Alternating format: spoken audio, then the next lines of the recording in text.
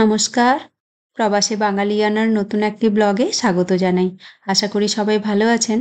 আজকে আমি বানাবো পনির টিক্কা মশালা। আমি যেই মশালা পনিরটা বানিয়েছিলাম সেই পনিরটা দিয়েই আজ রান্না করব।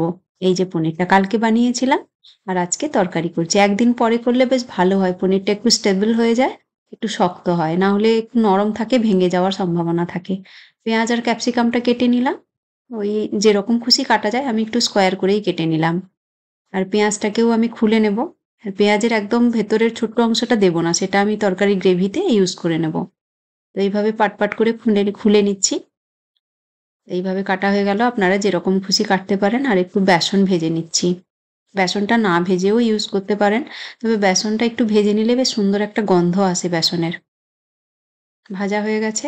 তারপরে দিয়ে দিচ্ছি কাশ্মীরি লঙ্কার গুঁড়ো, হলুদ গুঁড়ো, জিরে গুঁড়ো, ধনে গুঁড়ো, গরম মশলা, ব্ল্যাক সল্ট আর দিচ্ছি সর্ষের তেল। এবারে দেব দই। দইটা কিন্তু একটু জল ঝরানো হলে ভালো হয়। আর এখানে কিন্তু দইকে জল ঝরাতে হয় না, এত সুন্দর থাকে দইগুলো, একদম ক্রিমের মতো, জলই বেরোয় না দইতে।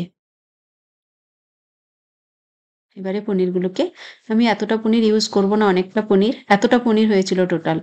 তো আমার যতটা লাগবে ততটা নিয়ে নিলাম, বাকিটা আবার ফ্রিজে রেখে দিলাম। কিন্তু জলে ভিজিয়েই রাখবো পনিরটা। আমি জল থেকে তুলে নিয়েছিলাম, রান্না করব বলে দেখলাম অনেকগুলো হবে, তাই রেখে দিয়েছি। তারপরে দিয়ে দিচ্ছি পেঁয়াজ আর ক্যাপসিকামটা। এটাকেও ভালো করে মশলার সঙ্গে মেখে নেব। এই যে মেখে নিয়েছি সব, এটা এখন থাকুক 15-20 মিনিট মতো।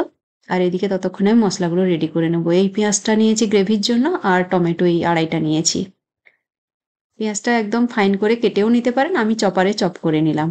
টমেটোটাও আমি চপারে চপ করে নেব। একদম ফাইন হয়ে চপ হয়ে গেছে।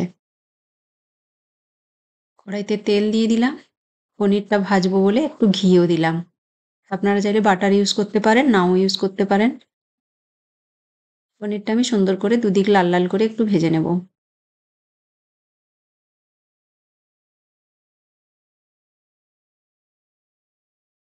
পনিরটা আমার ভাজা হয়ে গেছে, এবারে আমি তুলে নিচ্ছি। বেশি সময় লাগে না, ওই 3-4 মিনিটে হয়ে যায়। ওই তেলেই আমি দিয়ে দিলাম ক্যাপসিকাম আর পেঁয়াজটা একটু ভেজে নেব বলে। এটাও খুব বেশি সময় ভাজবো না, একটু পেঁয়াজের কালারটা চেঞ্জ হয়ে যাবে, ক্যাপসিকামও তাই। এই যে আমার ভাজা হয়ে গেছে, এবারে আমি নিয়ে নেবো এগুলো। সবজিগুলো তুলে আর একটু তেল দিয়ে দিলাম, আর একটু ঘিও দিয়ে দিলাম, আর তারপরে দিচ্ছি দারচিনি আর এলাচ। তারপরে দিয়ে দিচ্ছি ওই চপ করা পেঁয়াজটা।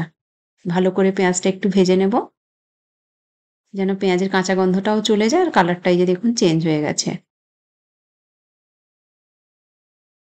এবারে দিয়ে দেবো আদা রসুনের পেস্ট আর নুন। আদা রসুনটাকেও ভালো করে ভেজে নেব, কাঁচা গন্ধটা যেন চলে যায়। তারপরে বাকি মশলাগুলো অ্যাড করব।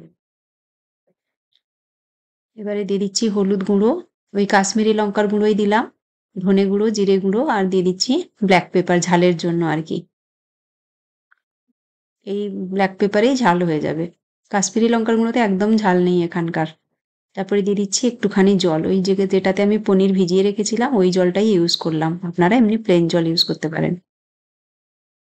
দিয়ে মশলাটাকে সুন্দর করে ভেজে নেব। অনেকটাই ভাজা হয়ে গেছে, তেল ছাড়তে শুরু করেছে। দিয়ে দিলাম চপ করা টমেটো।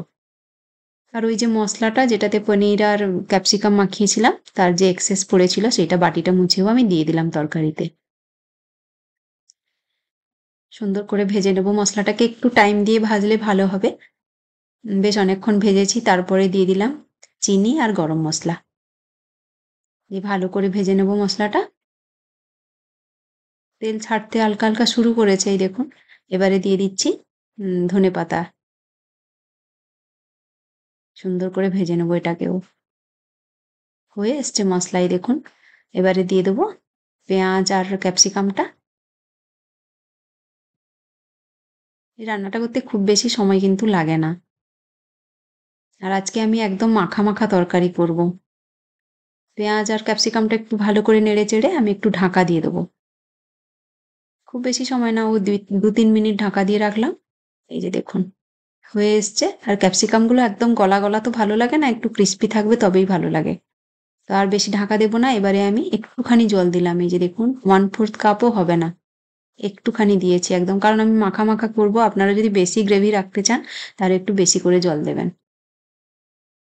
দিয়ে দিচ্ছি এবারে ভেজে রাখা পনিরগুলো।